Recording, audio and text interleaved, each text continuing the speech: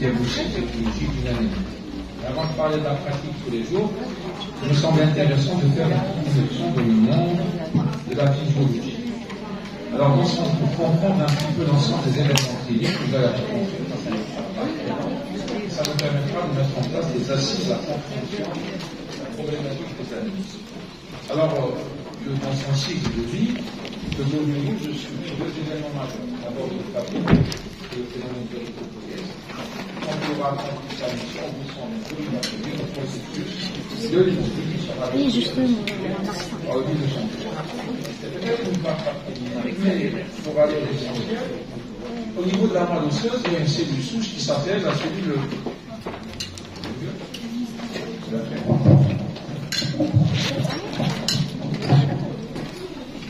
Je pense que c'est pas mauvais.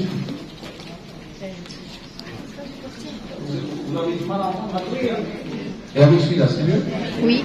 Ok. Alors, tout ça, on démarre avec la cellule souche qui va donner naissance à toutes les lignées, mais qui va donner naissance à toutes les lignées, mais en particulier la lignée rouge. Quand on va un peu dans le détail, ça se passe au niveau, quand on zoome sur la lignée rouge, eh bien, ça se passe au niveau de la moelle osseuse, à partir d'une cellule souche pluripotente, qui va donner les trois lignées, et nous, on va s'intéresser essentiellement à la lignée rouge, à la lignée rouge et particulièrement au globule rouge. Alors, ça se passe au niveau de la moelle osseuse, et pour fabriquer un globule rouge, eh bien, l'environnement, le globule a besoin d'un environnement.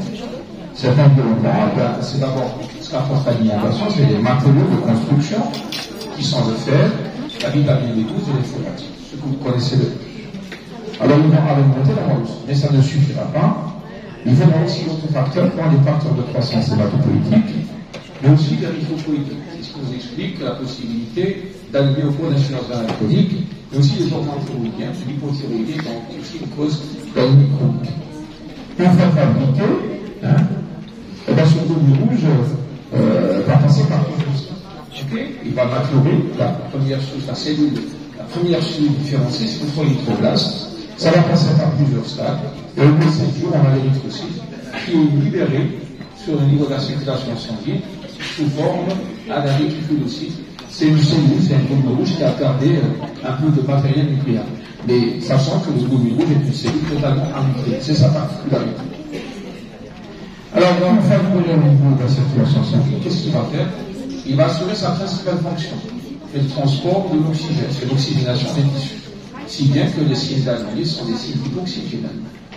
Et une fois qu'il a accompli sa mission, au bout de 100 jours, il va subir le processus d'hémolyse, sachant que le globule rouge est composé de 4 molécules de globule, protéines, et qui transporte 4 molécules de fer, ce qui explique le fait que ça peut transporter 4 atomes d'oxygène.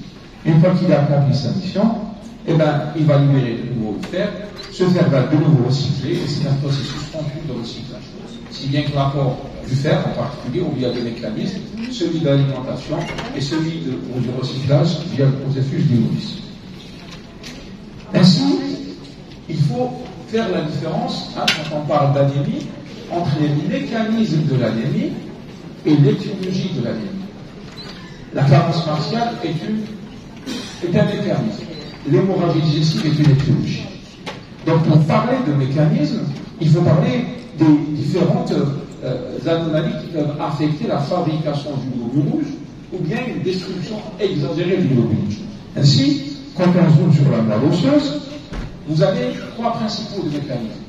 Soit vous avez un déficit en matériaux, la carence martiale, et dans ce cas, la l'étiologie, ça peut être une malabsorption, une carence en folate, ou bien une carence en vitamine B12. Dans ce cas, la carence peut être une maladie de Biomer. Soit c'est un déficit en facteur de croissance. L'exemple le plus simple important, c'est celui du déficit en érythropoïétine dû à une insuffisance rénale chronique, mais aussi un déficit en hormone thyroïdienne dû à une hypothyroïdie. Et le troisième mécanisme aussi, c'est une anomalie de la cellule souche. C'est-à-dire que c'est ce qu'on parle, sur le volet diagnostique, l'étude dans une insuffisance d'une aplasie médulaire, ou bien une infiltration, un étouffement de la moelle osseuse par un processus leucolymphoïde, tel que la leucose aiguë. Et parfois aussi, c'est une dysplasie, c'est une perturbation de la fabrication du globule rouge qu'on appelle une oligodysplasie. C'est des cellules qui n'arrivent pas à maturer et à produire un globule rouge. Ça, quand on s'intéresse à la moelle osseuse. Quand on va en périphérie, il y a deux processus. Le premier, c'est celui de l'hémolyse. Alors l'hémolyse, c'est quoi? L'exemple que vous connaissez le plus, c'est la bêta-thalassémie, une anémie hémolytique chronique congénitale. Mais ça peut être aussi un processus actif, une anémie hémolytique auto-immune. Un peu plus rarement, le globule rouge peut être séquestré. Vous avez une volémie normale et un globule rouge séquestré au niveau de la rate. C'est, exemple, l'hypersplénisme. Quand vous avez une grosse rate, ça peut complètement séquestrer les globules rouges et générer une anémie. C'est le cas des cirrhotiques qui font une anémie. Parmi les composants de l'anémie chez quelqu'un qui a une hépatopathie chronique au stade d'hypertension portable, c'est les mécanismes et l'hypersplénisme. Et donc, qu'est-ce que finalement vous avez compris ce que ça veut dire? Ça veut dire que vous allez avoir trois types de signes.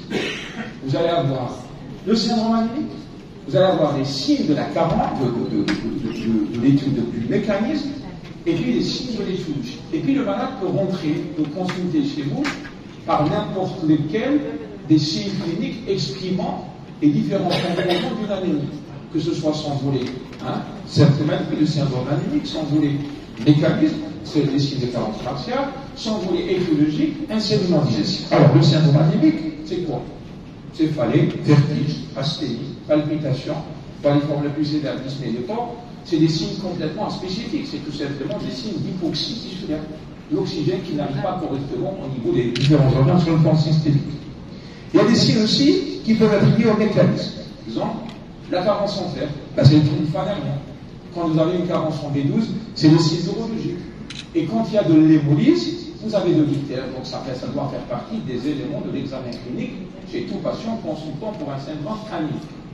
Enfin, ça peut être des signes en rapport avec l'étiologie, une diarrhée chronique, en rapport avec une maladie cœliaque, un méléna, en rapport avec une hémorragie digestive, une grosse rate, rentrant dans le cadre d'un processus lymphomateux, une pancytopénie qui peut expliquer, qui va par rapport avec une insuffisance rénale, une hypercalcémie sur une maladie cardiaque, une insuffisance rénale en rapport, par exemple, avec une néphropathie diabétique.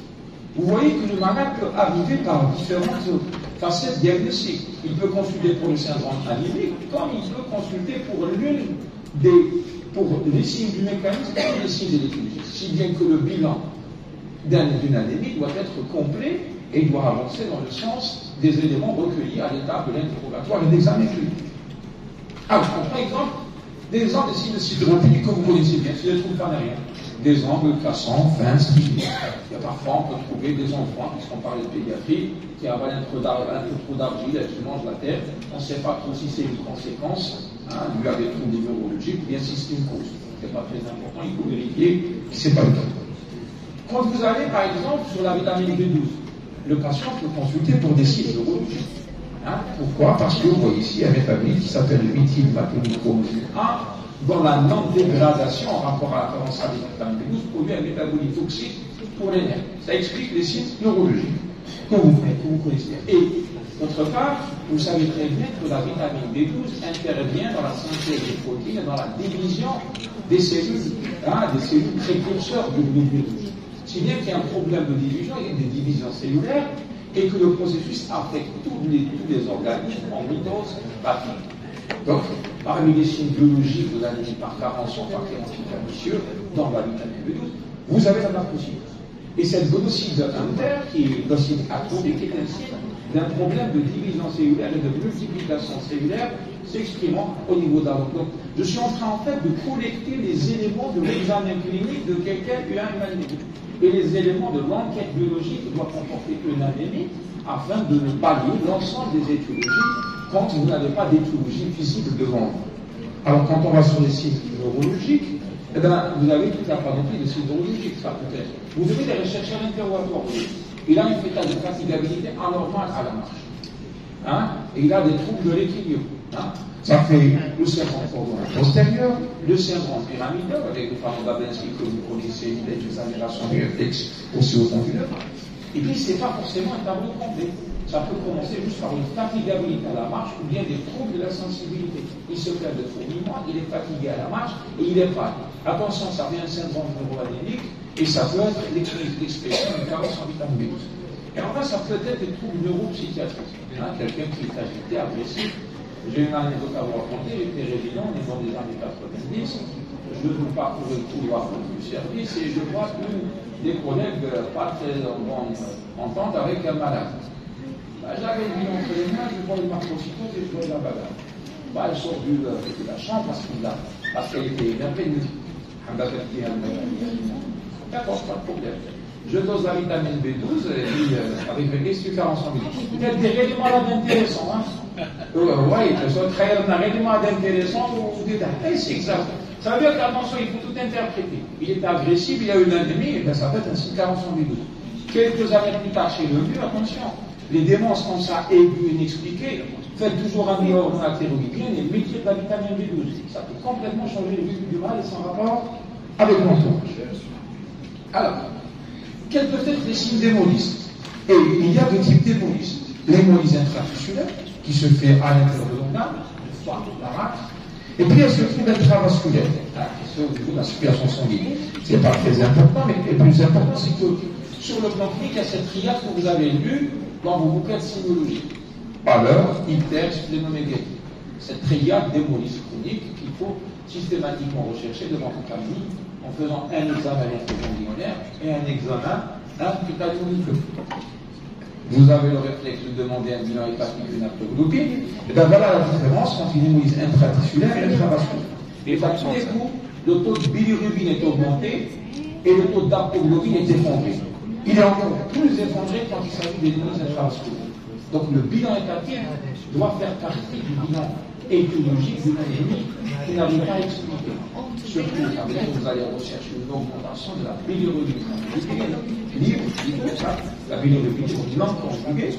Et quand il y a de la bilirubine conjuguée, aller vers la globine, l'effondrement du taux d'haptoglobine est caractéristique de l'hémolyse, en particulier au cours des maladies auto-immunes, des anémies auto-immunes. Vous allez à l'examen clinique rechercher un syndrome pulmonaire, examiner les ganglions et rechercher une grosse rate. Ça peut être une glucose aiguë par exemple, ça peut être un lymphome avec infiltration musculaire. Je suis en train de balayer toutes les étiologies, sachant que dans votre pratique de tous les jours, la cause la plus fréquente reste la ligne carentielle. Et encore la plus mécanique plus fréquente, la ligne carentielle, et la cause la plus fréquente à l'intérieur des anémies carentielles, c'est la carence entaire. Et vous êtes médecin, et parmi les malades, une étude spécifique peut vous échapper. C'est cet examen clinique complet, bien orienté, bien documenté, avec quelques petites finesses sémiologiques qui vous permettra de balayer toutes les étiologies qui peuvent être souvent malades. Alors, vous allez examiner votre malade, vous allez examiner ici de rotation, et on arrive à l'hémolyse. Vous demandez une formule de numération sanguine. Et bien, cette formule, en fait, vous avez trois aspects dans la formule. Et un quatrième, c'est le taux de réticulus. Le premier quantitatif, c'est l'évaluation quantitative de l'hémoglobine rouge. Dans le chef de fille, c'est l'hémoglobine. L'hémoglobine moins de 12, 13, chez l'homme, chez la femme. Là, ça, c'est une anémie, c'est ça le problème. Et vous avez le volet, maintenant, morphologique, qui incarne le VGM, le volume globulaire moyen, et le CCMH, la concentration corpusculaire moyenne en hémoglobine. Ces deux paramètres-là, ils reflètent que la répartition diffère à l'intérieur du globule rouge. Donc vous allez sur le plan physiopathologique, physiologique, le fer doit être équitablement réparti entre les globules rouges pour que ces globules rouges aient une taille normale. Quand la concentration n'est pas suffisante, l'organisme réagit par vitesse, il commence à multiplier les mitoses, ça va diminuer la taille des globules rouges pour rétablir équitablement les globules pour permettre au processus d'oxygénation des matoses, des ondes alvéolo-capillaires de bien se produire. Donc vous avez un volet quantitatif, c'est l'hémoglobine et l'hématocrite et le nombre de globules rouges. Un volet morphologique sur la taille des globules rouges, c'est le VGM, le CCMH et le TCMH. Et vous avez aussi, voilà un peu l'exemple. Par exemple, pour le deuxième anomalie, vous avez la macrocytose. Le problème, le fait que le déficit en folate et en vitamine B12 affecte le processus de division cellulaire, si bien qu'il y a un asynchronisme entre la taille du noyau et la taille du globule rouge sur la produit à macrocytose. C'est des globules rouges qui ne se divisent pas bien parce qu'on ne peut pas aller jusqu'au bout du processus par déficit en vitamine B12. Et ça donne une mégaloblastose mais une macrocytose et une mégaloblastose. Hein. La macrocytose est donc définie par une BGM supérieure à 100. Et la mégaloblastose est une anomalie qu'on va trouver à la moelle osseuse. Le troisième aspect, c'est le caractère régénératif ou arégénératif de la vie. L'autodritique est un moment de raisonnement clé dans l'interprétation des mots. Régénératif, c'est vraiment des règles qui se viennent tout à fait à part. Et régénératif, avec le A ou le A, ne l'oubliez pas, hein, qui m'a alithiasique, lithiasique. Donc, quand elle est régénérative, elle est d'origine sans face. Quand elle est régénérative, ça veut dire qu'il y a une destruction périphérique du globule rouge et que l'organisme réagit en fabriquant encore plus de globules rouges. Ce processus de destruction peut être auto-humain, peut être dû à des anomalies congénitales, ou bien ça peut être aussi un saignement, et à la phase aiguë d'un saignement, vous avez une anémie qui est régénérative. Et enfin, vers là, n'oubliez pas d'examiner les autres limites. Quand vous avez une pancytopénie, c'est souvent une indication de la réalisation d'une moelle osseuse, c'est pour voir ce qui se passe au niveau du site de fabrication de la moelle osseuse. Donc voyez-vous que c'est une démarche de signes non spécifiques, qui sont ceux de la ligne, et qui peut démarrer des autres signes, comme on reçoit dans l'étude de l'hiver, et bien toucher le mécanisme. Je suis en train d'insister parce que c'est des temps très multiples en pratique quotidienne de tous les jours. Vous pouvez rappeler la sténie sur le signe neurologique. N'oubliez pas de faire la synthèse de l'examen clinique, de demander la formule parmi les éléments que j'ai neurologiques que vous avez réalisés sur votre patient, et bien sûr de vous prendre des décisions en fonction du but. Alors, on se réinstalle dans son groupe de consultation. Que faut-il faire devant une année? D'abord, dans un premier temps, toujours se poser la question, vous allez est-ce qu'on est? C'est juste pour vous dire qu'au cours de la grossesse, je prends l'exemple de la grossesse, c'est une hypertrophémie qui dilue un peu les globules rouges. Donc, si bien que la définition de l'anémie chez la femme enceinte, sur laquelle on reviendra un peu plus tard, est différente de la définition de l'anémie chez la femme qui n'est pas enceinte. C'est tout à fait normal, parce qu'il y a du liquide, la rétention liquidienne, qui dilue le nombre de globules rouges et qui donne une fausse anémie. Et attention, il faudra toujours doser la ferritinite. C'est ce matin, on reviendra sur la problématique de la femme enceinte. Alors, est-ce une anémie? Si c'est une anémie, toujours des questions, quel est son mécanisme et quelle est sa cause? Et quand pour arriver au mécanisme, après avoir répondre à la question du mécanisme, est-ce qu'elle est microcytaire? Est-ce qu'elle est régénérative? Déjà, premier volet de séparation. On commence déjà à construire son diagramme décisionnel. Alors, elle est microcytaire, elle est régénérative, ou bien elle est non microcytaire. Si elle est microcytaire et non régénérative, vous dosez la ferritinémie, c'est simple, la cause la plus fréquente, c'est la carence faciale. Anémie, microcytaire, hypochrome, arégénérative, et elle sera hypoferritinémique. En cas de carence faciale. Si elle est régénérative, réflexe, c'est le bilan d'hémolyse, complété au besoin par un test de Ronce. Ne ratez pas le diagnostic d'anémie protéine, même si vous n'êtes pas dans le congénital. Mais l'hémolyse, c'est déjà le bilan établi, le taux de LDH et le taux d'aptoglobine. Maintenant, si elle est non microcytaire, elle est arégénérative, il y a deux possibilités. Vous voyez ici, elle est soit macrocytaire, soit non macrocytaire. Et on ira dans le problème du macrocytaire. Sachant, n'oubliez pas le parcours clinique de votre malade. On est en train de zoomer sur la formule, mais n'oubliez pas qu'on est en train de raisonner sur l'ensemble des données que vous allez récolter lors de l'examen de votre malade. Alors, elle est microcytaire. Comme ça, si je suis dans un examen, on me pose rapidement quelles sont les causes d'anémie microcytaire hypochrome. Là, je citerai rapidement carence martiale, anémie inflammatoire, bêta-thalle hétérozygote, anémie sidéroblastique. C'est la mémoire. Sur le raisonnement, je dois les intégrer dans le contexte clinique. Donc il y a l'effort de mémoire, et aussi l'effort de la pratique courante de tous les jours, et l'effort de la réflexion aussi. Donc il faut toujours s'exercer continuellement sur ce type de situation pour pouvoir les maîtriser. Et si on va dans le détail, eh bien on peut le faire. Si la ferritinémie diminue, c'est une carence martiale. Si la ferritinémie est normale ou montée, c'est une anémie inflammatoire. C'est en faveur d'une anémie inflammatoire. Et l'anémie inflammatoire, c'est un syndrome inflammatoire dont il trouve la cause. Mais on peut faire le chemin complètement inverse. C'est une poussée sévère de maladie de Crohn qui fait une anémie. Et là, par contre, le problème, est-ce qu'elle est carencière ou est-ce qu'elle est inflammatoire ou les deux à la fois? C'est une situation complexe. Et c'est pour cela que quand la ferritinémie est diminuée en cas de maladie de Crohn, ça ne peut pas être une composante inflammatoire, ça n'est qu'une composante carencière. sachant que les situations sont souvent multifactorielles.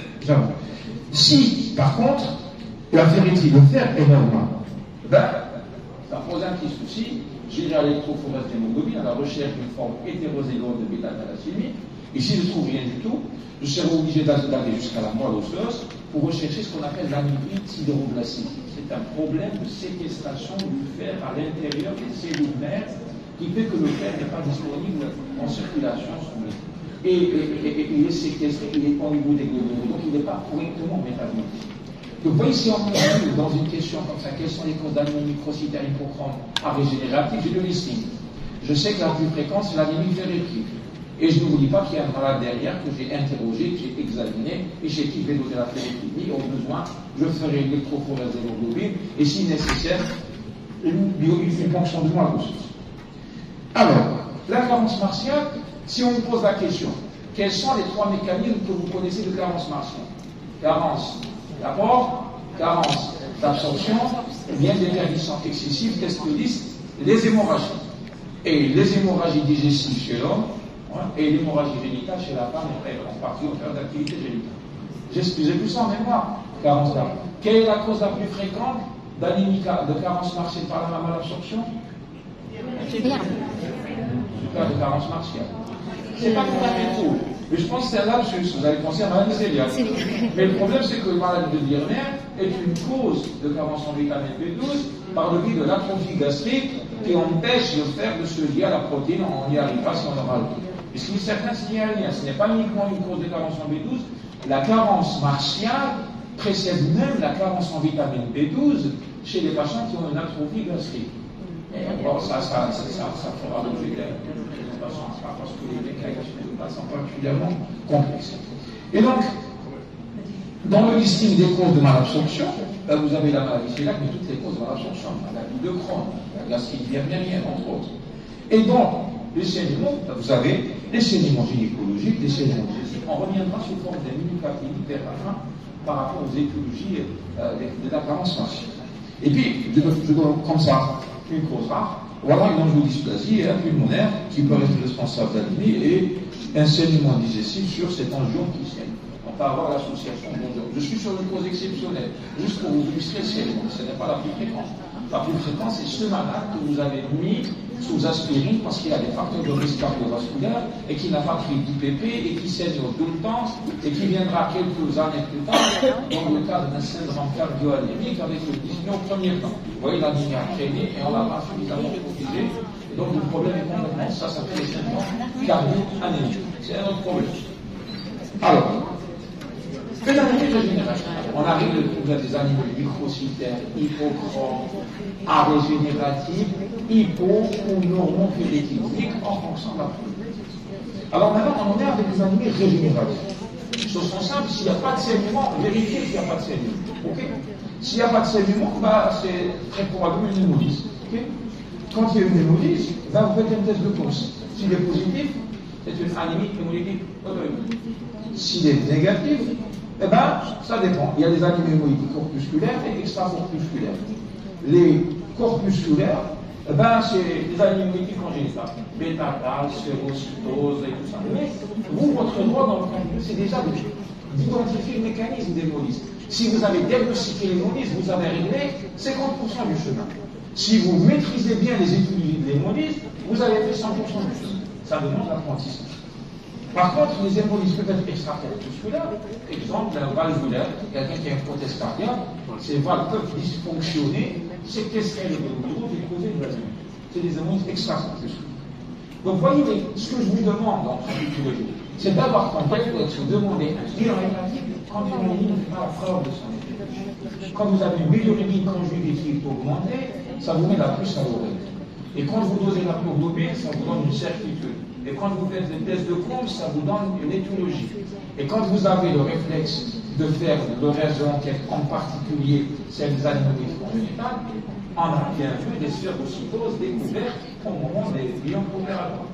Le lithiase, d'étiologie indéterminée, on zoome sur le bilan hépatique, sur l'échographie, il y a une grosse rate et une bilirubine augmentée. Et le piège, c'est que ces maladies peuvent générer le lithiase.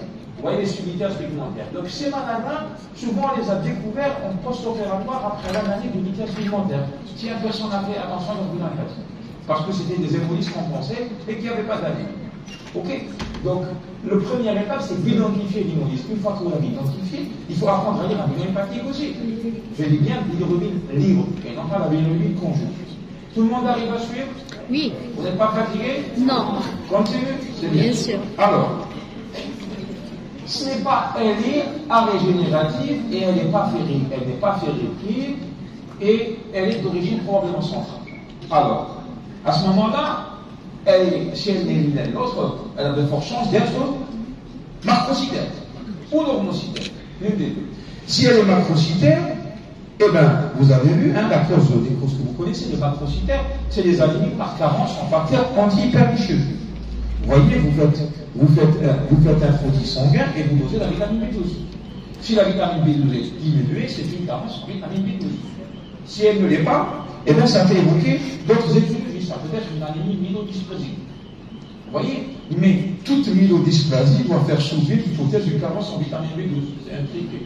Mais ce qui est certain, on est dans le non-ferritinémique, dans le macrocytaire et dans un dosage de facteurs antipernicieux qui a été réalisé. Donc on a suffisamment de données pour éclaircir le tableau clinique de la situation. Donc on a bien avancé. Alors si la vitamine B12 est normale, ça peut être en balance parce que d'ailleurs, si elle est diminuée, tant mieux. Si elle est normale, c'est le reste des hypothèses de travail. Mais attention, pendant des années, le dosage de la vitamine B12 n'était pas parfaitement bien maîtrisé. Depuis qu'il examine, et la barboire maîtrise parfaitement bien le dosage de la vitamine B12. Alors, elle est normocytaire, et à ce moment-là, ne ratez pas des diagnostics simples comme l'insuffisance rénale. Souvent, on est aveugle sur le fait que l'insuffisance rénale est une cause d'anémie. Sachant que l'insuffisance rénale peut faire une anémie par plusieurs mécanismes, par carence en fer, par déficit en érythropoïétine, et aussi par une certaine forme d'hémolyse, de la fragilité des globules rouges. Et il y a des objectifs très spécifiques chez l'insuffisance rénale en termes de ferritinine. Une fois que vous avez éliminé cette histoire d'évident comme l'insuffisance rénale, l'hypothyroïdie. Beaucoup de femmes ont traîné à droite et à gauche qui sont arrivées avec des taux historiques d'hémoglobine en rapport avec une hypothyroïdie. J'en ai vu une qui est venue avec 2 grammes d'hémoglobine, 70 ans, poussée d'insuffisance coronarienne aiguë, et on essaie la suite. Quand on a fait le recul, c'est une anémie qui a traîné pendant des années, personne n'a donné du hormone thyroïdienne. Donc il y a des réflexes de raisonnement que vous devez avoir. Une anémie doit toujours avoir une cause, et il faut toujours essayer d'éclaircir le mécanisme. En fonction de vos connaissances, vous irez d'autant plus vite que vous avez vu plus de cas. Et donc, si ce n'est pas une insuffisance rénale, une hypothyroïdie, elle peut être d'origine centrale, et à ce moment-là, ça peut être une cause centrale, en particulier les myélodysplasies. Quand c'est central, ça relève un peu de l'environnement spécialisé, mais vous avez déjà permis aux malades d'arriver avec une bonne exploration, une situation bien éclaircie, et il arrive en milieu spécialisé avec un diagnostic déjà sur rare. Donc, vous voyez, il y a un certain nombre de mots-clés. Finalement, si vous avez à évoquer un certain nombre de mots-clés, c'est quoi? C'est syndrome anémique, signe de carence martiale, signe de carence, c'est syndrome neuroanémique, examen lymphoganglionnaire, glossite atrophique de Hunter, anémicrocytose, hypochronie, normocytose, macrocytose, ferritinémie, bilan hépatique, test de Coombs, électrophorèse d'hémoglobine. Toute la problématique est de savoir manier correctement ces tests diagnostiques afin de mettre votre malade sur rail. Et un bon examen clinique, un bon interrogatoire permettent déjà souvent de bien avancer dans l'approche des patients. Et j'ai fait exprès de laisser une épidémiologie vers la fin, qui est commune à toutes ces étapes. C'est la iatrogénie. Là, on a dit Valérie dit que l'homme injecte des drogues qu'il ne connaît guère dans des organismes qu'il connaît pas. Les médicaments sont communs à tous ces mécanismes. Vous allez sur la carence martiale, c'est une cause de saignement. Vous allez sur la moelle osseuse, c'est une cause d'aplasie musculaire, de toxicité musculaire. Vous allez sur les folates, les femmes qui prennent du méthotrexate sont systématiquement mises sous folate pour prévenir l'anémie par carence en folate. Sachant que dans les macrocytoses, les carences en folate sont plus fréquentes que les carences en vitamine B. N'oubliez pas au centre du débat et au niveau de tous les mécanismes, la iatrogénie. La iatrogénie. C'est important, il y a des médicaments, tout médicament est potentiellement aplasiant, jusqu'à preuve du contraire, surtout quand on n'arrive pas à écouter le mécanisme de l'anémie et l'étiologie. Faites très attention, c'est important. Alors, quelle situation de pratique courante? Je vais vous mettre quelques formules. Vous arrivez à voir? Ok. Voilà une situation. Alors, on va sur nos réflexes. C'est une anémie qui... Alors, il y a de l'anémie ou pas? Alors, mettez une virgule, parce que c'est... mettez une virgule. 9, 33,1, 88,1. Donc, mettez une virgule, on va tous être d'accord, pour ne pas vous compliquer la tâche. Alors, c'est une anémie qui est comment? Est-ce qu'il y a de l'anémie? Oui, 9 grammes par décilitre. Alors, VGL 71, CCMH 29. Anémie microcytaire trop grande. Alors, on va sur la situation clinique, cette patiente. Et là, c'est monsieur, la ferritinémie est effondrée. Là, c'est une anémie ferriprive, et derrière, il y avait une tumeur colique. C'est aussi simple que ça, c'est la malade que j'ai vue il y a 2 semaines. Elle arrive, elle a 68 ans, elle est un peu fatiguée, elle a un signe digestif, parce que le nez est à droite, donc il ne saigne pas, hein, il est surtout une phénotype. Ferritinémie basse, ok, elle est fatiguée. Entérocoloscanner, tumeur colique. Biopsie, néo du côlon T4N0M0. Donc, l'anémie, ça doit être éclairé quand il n'y a pas d'explication. On revient sur la carence martiale, c'est quoi les causes? Carence d'apport, carence d'absorption, c'est de l'hémorragie. Elle est bien, elle a d'excellentes conditions socio-économiques. C'est pas une carence d'apport, mais si des régimes déséquilibrés, peut générer ça. C'est pas l'âge de la maladie cœliaque, à 70 ans, même si c'est possible, bon, faire à partir de 60 ans. Et donc attention, elle prenait des AIMS, mais elle prenait des IPP. Donc oui, on vérifie la endoscopie haute et finalement ça se passe au niveau du côlon. Ok? Carence martiale, diagnostic et tout juste. On va sur un deuxième cas, c'est une anémie, et anémie ou pas, 10,1. Ok, elle est légère. Ok. Elle est comment? Elle est comment? Microcytaire. Et elle est hypochrome. Alors non. Ok. Eh bien, les réticulocytes sont légèrement augmentés. La ferritinémie est normale. Ah tiens, c'est une bêta-4 hétérozygote. Une des étiologies des anémies microcytaires hypochromes. C'est une pseudoglobulie parfois, parce que si on fait attention, il y a un nombre de globules rouges qui tend à augmenter. 16,4 millions. Donc c'est la pseudoglobulie microcytaire hypochrome, légèrement dégénérative, donc l'électrocongresse d'hémoglobine. C'est une bêta-4 hétérozygote. Donc c'est pas la peine de mettre du fer, il faut mettre de l'acide folique, il faut dépister le conjoint pour désir de grossesse, donc pour éviter la forme homozygote. Ok? Alors, on va encore. Est-ce qu'il y a de l'anémie? Elle est à combien?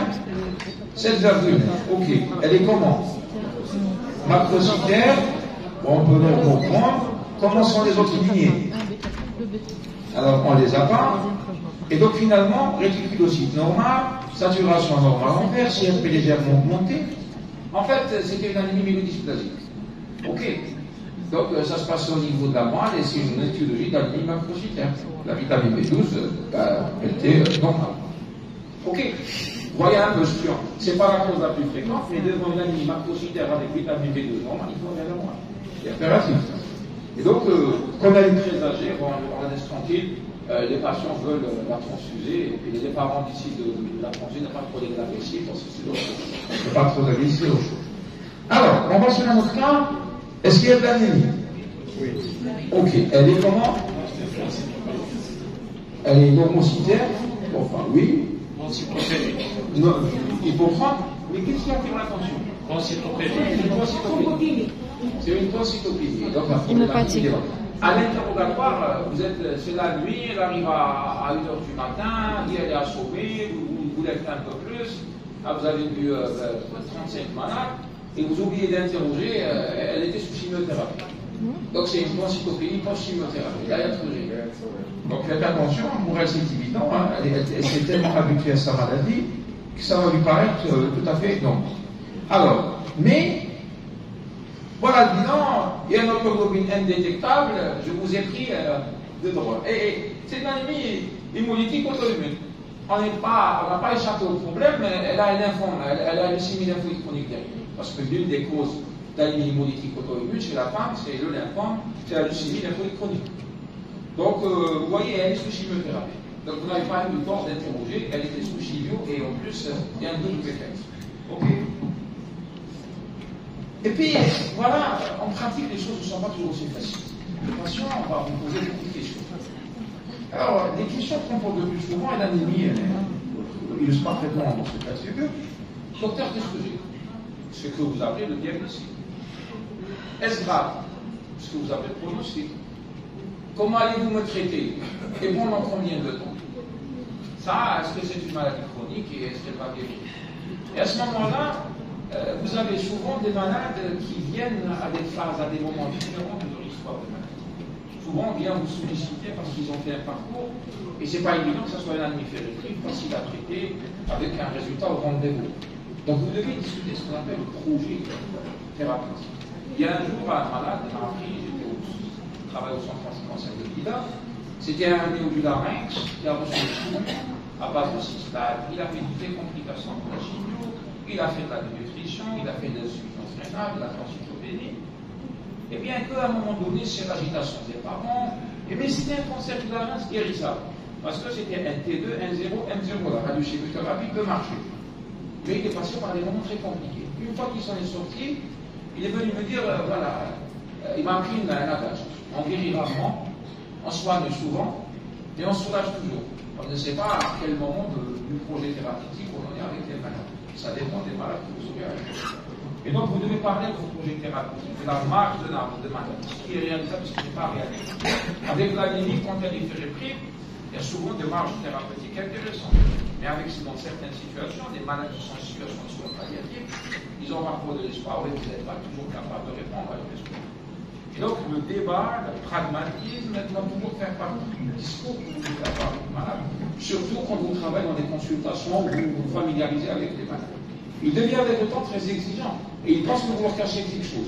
Quand vous êtes quelqu'un d'engagé, il pense que vous leur cachez quelque chose, et que vous êtes capable de mieux faire que ce que vous êtes en train de faire. Le débat est important. Alors, si bien qu'en pratique, il y a plusieurs situations qui existent. Mais avant, je vais vous parler de la transfusion rapidement.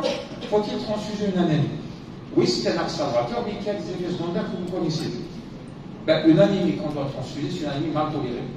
Qui a des états de choc, maladie, insuffisance coronarienne, AVC, et pas plus tard qu'il y a quelques mois, un ancien professeur très bien connu, dont je vais taire le nom, a fait un AVC sur une anémie sévère. Alors, c'était quoi le diagnostic? C'était une angiodysplasie duodénale qui s'est dit, qu'on a traité par traitement allemand, aujourd'hui il est en train de courir. Il m'a téléphoné avant-hier, il fait son footing. Vous voyez un peu les choses, comment ils peuvent courir. Il y avait une marge de manœuvre intéressante. Et donc, les anémies mal tolérées, il faut les transfuser. Moins de 5 grammes, il faut transfuser. Un cardiopathe, quelqu'un à haut risque cardiovasculaire qui fait moins de 8, non, il faut qu'il soit plus de 8. Sinon, il faut éviter la transfusion et régler le problème de manière méthodique. Ok, et aller sur le traitement éthiologique.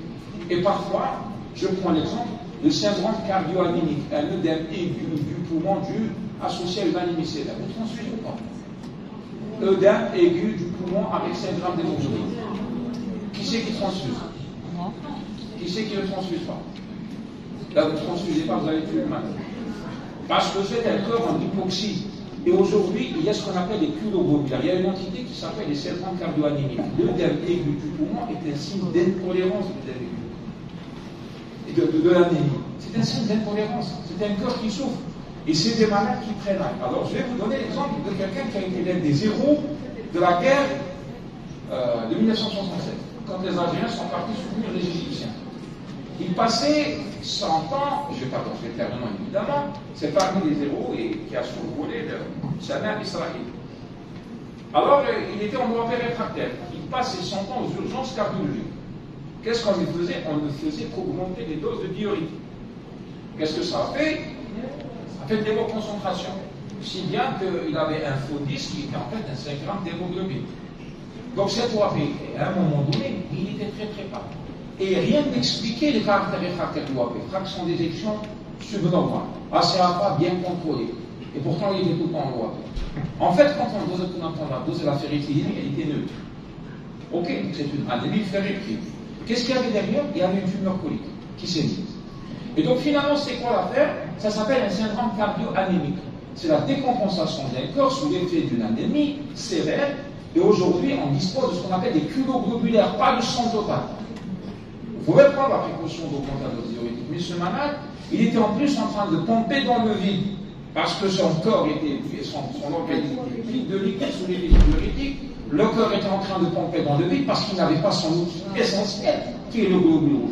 Comment voulez-vous qu'un corps fonctionne sans globule rouge? C'est quoi le mécanisme de la cardiopathie ischémique? Ben, c'est de l'oxygène qui n'arrive plus sur le corps. C'est une hypoxémie fonctionnelle, due à un déficit en globule rouge. Donc, on transfuse, bien sûr, on surveille le malade, bien sûr, on traite un éventualité, mais la clé du bout de la situation, c'est la normalisation des globules. Donc, quand ces malades-là, et vous les voyez respirer devant vous, quand ils commencent un peu là, vous voyez la courbe d'hémoglobine monter, vous voyez le malade qui est en train d'assurer. Mais attention, les choses peuvent être plus compliquées. Les dyspnées sont d'origine multifactorielle. Un grand fumeur, il peut avoir de la BPCO, de la cardiopathie ischémique, ça s'appelle l'analyse dynamique du malade. Donc, si vous travaillez aux urgences, c'est pas, il faut tout le temps paramétrer le malade pour voir est-ce que l'explication est toujours la même. C'est pas aussi facile que ça, mais attention, une insuffisance, parmi les signes de mauvaise tolérance de l'anémie, eh ben, c'est une insuffisance cardiaque. Voilà. Donc, il faut bien raisonner, mais quand c'est nécessaire, c'est nécessaire. Alors, on va très vite classer les anémies de manière pratique et finir avec cette première étape. Il y a des anémies dont le problème se posera d'une manière transitoire, car elles sont accessibles à un traitement étiologique curatif. Vous êtes un bon médecin, vous avez traité la carence, vous avez traité l'étiologie, et quelques semaines plus tard, vous êtes un très bon médecin, merci, vous avez rencontré, bonsoir la sphérocytose, une fois que vous avez réalisé une splénectomie, ça peut marcher, vous avez réglé le problème, votre malade, c'est l'une des rares indications de splénectomie à visite curative. Alors, il y a des anémies à tendance récidivante après obtention d'une rémission. Des anémies molétiques, vous traitez, vous arrêtez les corticoïdes, ça peut récidiver, donc il faut revenir, il n'est pas corticoïde. C'est un malade sur deux. Des anémies par déficit en G6P dès qu'ils mangent des fèves, ou ils prennent un médicament, ça récidive, donc c'est un traitement préventif. Ou bien des anémies d'origine médicamenteuse, à chaque fois qu'il prend le même médicament, il va récidiver sans aphasique pulmonaire. Donc ça veut dire que c'est un terrain prédisposé à la récidive. Donc ça, c'est un mal qui risque, vous risquez de revoir régulièrement si vous ne prenez pas autour du pas, vous n'expliquez pas correctement les choses. Et puis, il y a des anémies qui nécessiteront une prise en charge au long cours, voire un traitement à vie. Vitamine B12, c'est à vie. Ok. Alors les hormones thyroïdiennes, l'hypothyroïdie, c'est à vie. Ok, donc le mécanisme est accessible à un traitement, pas l'étiologie.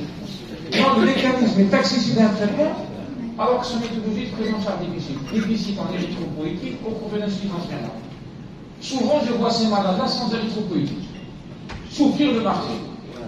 Pas ils prennent l'avion et vont dans les derniers hôpitaux étrangers dont j'étais. Puis ils les mettent sous érythropoïétique, ils disent comment? Ah, vous l'avez pas.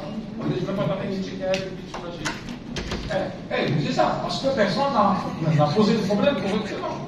C'est l'insuffisance rénale, l'anémie multifactorielle, la carence poussière, le déficit politique, et parfois autre chose. Parfois, ni le mécanisme, ni l'étiologie sont accessibles à un traitement, mais t'as un homozygote qu'il faut transfuser à l'eau. Vous voyez que le parcours est complètement différent, il varie en fonction de l'étiologie, du mécanisme, de la cause, et vous devez mettre en place ce projet thérapeutique quand je discute avec vous, pour bien expliquer que les choses soient claires. Enfin, une anémie dont la cause, rapidement on doit le prononcer ici, le cause début en échappement thérapeutique. Et vous êtes de garde la nuit, les parents arrivent, ils ne respirent plus, ils ont toujours de l'espoir. Qu'est-ce que vous pouvez leur proposer? Oui, vous allez transfuser, vous allez mettre de l'oxygène, vous allez prendre un mois d'abord. Vous allez essayer de comprendre à quel moment du parcours de la maladie on est ce malade. Et c'est des données extrêmement importantes pour pouvoir décider de mettre en place une stratégie. Alors, quelle est la stratégie pour une anémie? Je finis avec ça. Vous êtes fatigué ou pas encore? Ok, devant une anémie, il faut évaluer sa tolérance. Donc il n'y a pas de signe d'intolérance pour l'anémie. Lire attentivement l'hémogramme. Ok? Et donc l'hémogramme, je reprends les mêmes données différemment, c'est essentiellement le taux de rétique, VG1, une fois que vous avez diagnostiqué l'anémie. Et c'est tout le tableau des signes des diagnostics qu'on a dit tout à l'heure avec microcytose, normocytose, macrocytose, je crois qu'on a mis passé en revue toutes les études. Ok? Et puis le listing. Quelles sont les étiologies des carences martiales? Quelle est la cause la plus fréquente? Quels sont les trois mécanismes? Allez, on va chercher par mécanisme. Carence d'apport, carence d'absorption, et c'est carence d'apport, c'est les mauvaises conditions socio-économiques. On en parlera un peu plus tard. Malabsorption, tête de liste, maladie cellulaire. Toutes les causes de malabsorption, il y en a des centaines. Et sur le plan du saignement, hémorragie digestive, qui peut provenir de n'importe quelle portion du tube digestif. Et hémorragie génitale chez la femme, il n'y a pas d'hémorragie génitale occulte, il y a une hémorragie génitale occultée par la patiente par mesure de prudence. Ce n'est pas la même problématique dans le tube digestif. Au niveau des voies génitales, quand ça saigne, ça saigne. Il n'y a aucune manière que ça soit un saignement de l'extérieur aussi. Il n'y a aucune manière. Alors, rechercher le mécanisme, faire un bioécologie, ne jamais oublier de rechercher la notion de crise médicamenteuse, les signes et l'orientation psychologique, carence martiale, signes neurologiques, signes démonistes, et la prise en charge doit être globale, c'est-à-dire le traitement symptomatique et le traitement étiologique, en particulier dans les situations à origine multifactorielle, et vous parlez avec le malade quand les situations sont de véritables projets thérapeutiques avec des échéanciers et vous essayez d'expliquer au malade le parcours du traitement futur que vous envisagez de lui faire, dont vous espérez le faire bénéficier. Et vous espérez aussi d'aller jusqu'au bout de la recherche. Donc voilà un peu la problématique de l'anémie telle que je voulais vous la présenter en quelques minutes. Alors, il y a une deuxième partie. Est-ce qu'on s'arrête ou on continue? Et on va poser des questions vers la fin. Alors on va parler